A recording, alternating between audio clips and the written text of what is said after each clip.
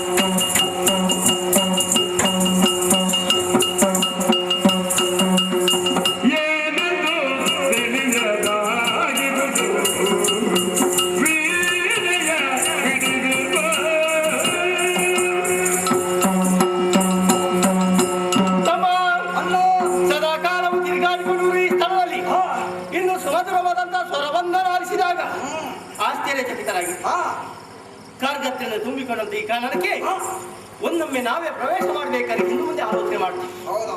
ಇಂತಹ ಕಾರ್ಗತ್ತ ತುಂಬಿದಂತ ಈ ಅಡವಿಯಲ್ಲಿ ಯಾವ ಹೆದರಿಕೆಯನ್ನಿಲ್ಲದೆ ಸಂಗೀತವನ್ನು ಹಾಡ್ತಿರುವರಿಯ ಯಾರು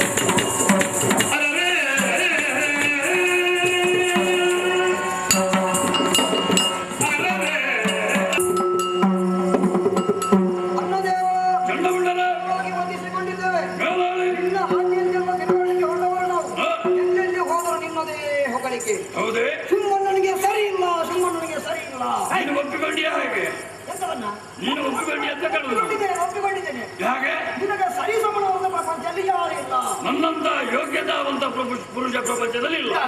ಒಳ್ಳೆ ಬಹಳ ಸಂತೋಷವಾಯಿತು. ಇದನ್ನು ಕೇಳಿ ತಿರುಗಾಟ ಮಾಡ್ತಾ ಮಾಡ್ತಾ ಮತ್ತು ಮುಂದುವರೆದೆವು. ಕಾರಣಕ್ಕಾಗಿ ಹೋದೆವು. ಕಾರಣದಲ್ಲಿ ಬಹಳಷ್ಟು ವಿಶೇಷತೆ. ಅಣ್ಣ ಸಂಗೀತವನ್ನು ಆಲಿಸಿದೆವು.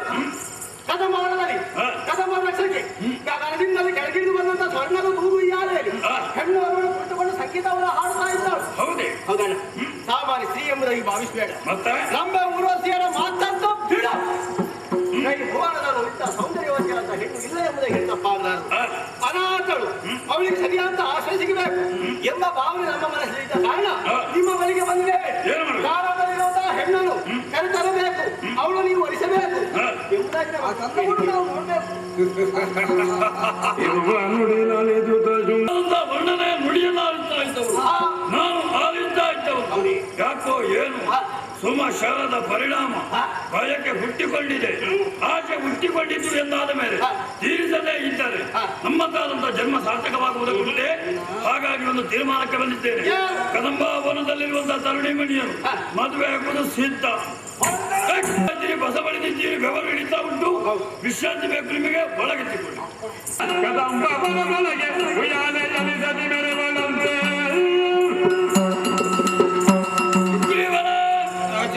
ಲೋಕಲೋಕಗಳಲ್ಲಿ ತಮ್ಮತಾದಂತಹ ಪರ್ಯಟನೆಯನ್ನು ಪೂರೈಸಿ ಈಗಾಗಲೇ ಶೋಣಿತಾಪುರವನ್ನು ಸೇರಿಕೊಂಡವರಿದ್ದಾರೆ ಚಂಡಪಟ್ಟರು. ಅದರೊಂದಿಗೆ ವಿಶೇಷವಾದಂತಹ ವರ್ತಮಾನ ನಮ್ಮತಾದಂತಹ ಕದಂಬ ವನದಲ್ಲಿ ಬಂಗಾರದ ಉಯ್ಯಾಲೆಯಲ್ಲಿ ತನ್ನಿಗೆಯೊಬ್ಬಳು ಕುಳಿತು ಸಂಗೀತವನ್ನು ಹಾಡ್ತಾ ಪಾಡ್ತಾ ಇದ್ದಾಳೆ. ಅಂತವಳನ್ನು ನೀನು ಮದುವೆ ಆಗುವುದಕ್ಕೆ ಮುಂದಾಗಬೇಕು ಹೀಗೆ ಕೇಳಿಕೊಂಡವರಿದ್ದಾರೆ. ಹಾಗಾಗಿ ನಿನ್ನನ್ನು ಬರಮಾಡಿಕೊಂಡವರಿದ್ದೇನೆ. ಈ ಕ್ಷಣವೇ ಕದಂಬಾವನದಂತೆ ಹೋಗು, ಶುಂಭನಾಗಿರುವಂತಹ ನನ್ನ ಯೋಗ್ಯತೆ ಏನು ಎಲ್ಲವನ್ನು ಅವಳ ಸಮ್ಮುಖದಲ್ಲಿ ಬಣ್ಣಿಸಿ ಹೇಳು. ಮನಸ್ಸು ಪರಿವರ್ತನೆಗೊಳ್ಳುವಂತೆ ಮಾಡಿ ಸಂಧಾನದ ಮೂಲಕ ಕರೆದರಬೇಕು. ಅಸುರೇಂದ್ರನ ಆಜ್ಞೆ.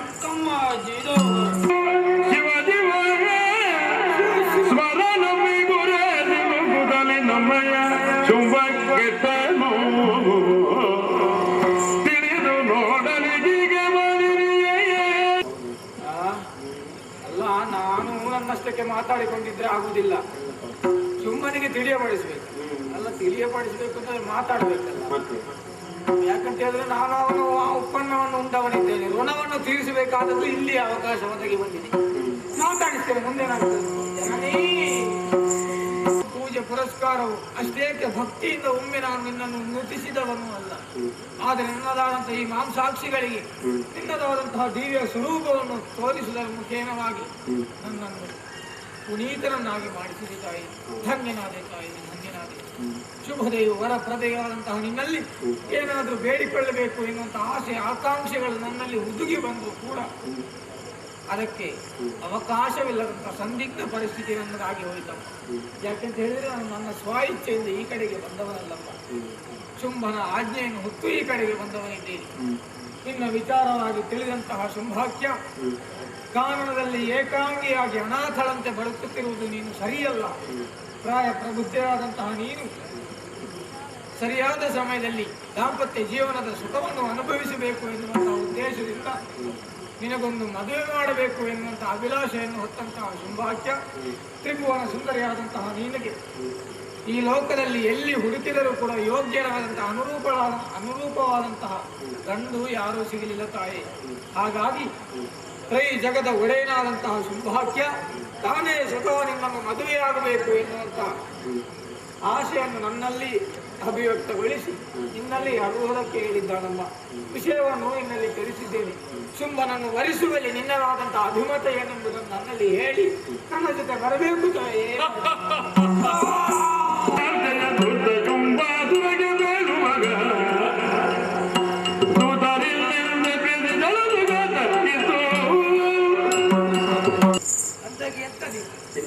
ನಿದ್ದೆ ಎಲ್ಲಿಂದ ನಿದ್ದೆ? ಅರಮನೆಯಲ್ಲಿ ಮಲಗಿದ್ರೆ ಸ್ವರ್ಗದಲ್ಲಿರುವಂತಹ ನನ್ನ ಒಂದು ಕಡೆಯಿಂದ ನನ್ನ ಅಜ್ಜ ಕೂತಿದ್ದಾರೆ, ಮತ್ತೊಂದು ಕಡೆಯಿಂದ ನನ್ನ ತಂದೆಯವರು ಕೂತಿದ್ದಾರೆ. ಅವರು ಹೋದಾಕ್ಷಣ ಕೇಳುದು, ಏನು ಮಗ ಇಷ್ಟು ಬೇಗ ಬಂದಿರ್ತೇನೆ? ನನಗೆ ಗೊತ್ತಿಲ್ಲ ಅಪ್ಪ ಅಂತ ಹೇಳಿದಾಗ ಇಲ್ಲಿ ಎಚ್ಚರಿಕೆ ಆಯಿತು.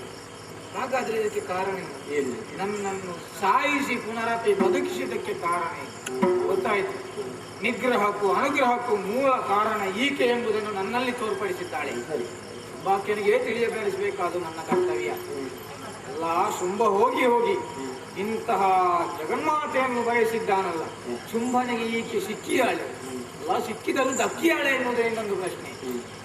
ಏನೇ ಆಗಲಿ ನನ್ನಷ್ಟಕ್ಕೆ ನಾನು ಹಲಬಿಕೊಂಡಿದ್ರೆ ಆಗುವುದಿಲ್ಲ. ಈಗ ಸಂಪೂರ್ಣ ನನಗೊಂದು ವಿಷಯ ಅರ್ಥವಾಯಿತು. ದಾನವರಿಗೆ ಅಂತ್ಯಕಾಲ ಸಮೀಪಿಸ್ತಾ ಕಾರಣ ಇದೆ. ನಾನು ಚಿಕ್ಕವಳಿರುವಾಗಲೇ ಪಣವೊಂದನ್ನು ಮಾಡಿಕೊಂಡಿದ್ದೇನೆ. ಯಾರು ನನ್ನನ್ನು ಮದುವೆ ಆಗ್ಬೇಕೆನ್ನುವ ಹಾಗೆ ಆಸೆ ಪಡ್ತಾರೋ ಅಂತವರು ನನ್ನಲ್ಲಿ ಯುದ್ಧ ಮಾಡಬೇಕು. ಯುದ್ಧದಲ್ಲಿ ಗೆದ್ದು ನನ್ನನ್ನು ವರಿಸಬೇಕು ಎನ್ನುವ ಹಾಗೆ ನಿಮ್ಮೊಡೆಯ ಶುಂಭ 3 ಲೋಕದ ವಿಭುವೆಂದೆನಿಸಿಕೊಂಡವ ಅಂತಾದ್ರೆ ಎಲ್ಲಾ ಕಡೆಯಲ್ಲೂ ತನ್ನ ಪೌರುಷವನ್ನು ಪ್ರದರ್ಶಿಸುತ್ತಿದ್ರೆ ಇಲ್ಲಿ ಬರಲಿ, ನನ್ನಲ್ಲಿ ಹೋರಾಡ್ಲಿ, ನನ್ನನ್ನು ಜಯಿಸಿ ಆ ಬಳಿಕ ಮದುವೆ ಆಗಲಿ. ಶುಂಭನೇನು ಅವನ ತಮ್ಮನ ಶುಂಭನಾಗಲಿ, ಎಲ್ಲಾ ಶಂಭುವೇ ತರಗಿಳಿದು ಬರಲಿ. ಯುದ್ಧ ವಿನಃ ಮದುವೆ ಆಗೋದಿಲ್ಲ. ಹೋಗು, ಹೇಳು. ಅಮ್ಮ, ನಿನ್ನ ತತ್ವ ಏನೆಂಬುದನ್ನು ನಾನು ಅರಿತುಕೊಂಡವನಿದ್ದೇನೆ. ಶುಂಭಾಖ್ಯನಿಗೆ ತಿಳಿಯಪಡಿಸಬೇಕಾದುದು ನನ್ನ ಕರ್ತವ್ಯ, ತಿಳಿಯಪಡಿಸ್ತೇನೆ. ಆದ್ರೆ ಈ ಸಮಯದಲ್ಲಿ ನನ್ನದಾದಂತಹ ಕೊನೆಯ ಕೇಳಿಕೆ ತಾಯಿ, ಇಷ್ಟರವರೆಗೆ ನನ್ನ ಕರ್ಮ ದೋಷದ ಫಲವಾಗಿ ದುಷ್ಟರ ಸಂಸರ್ಗವನ್ನು ನಾನು ಬಯಸಿದವನಿದ್ದೇನೆ. ಇನ್ನು ಮುಂದಕ್ಕೆ ನಿನ್ನನ್ನು ನೋಡಿದಂತಹ ಪುಣ್ಯದ ಫಲರೂಪವಾಗಿ ಆದರೂ ಸಜ್ಜನ ಸಂಸರ್ಗ ನನಗೆ ಒದಗಿ ಬರುವಂತೆ ಅನುಗ್ರಹಿಸಬೇಕು. ಇಷ್ಟಾರ್ಥ ಸಿದ್ಧಿರತ್ತು. ಹೋಗು. ಇಂಥವರಿಗೆ ದೂರವನ್ನು ನೀಡುವುದಕ್ಕೆ ಸಮರ್ಥ ಧೂಮ್ರಾಕ್ಷ ಬರಲಿ.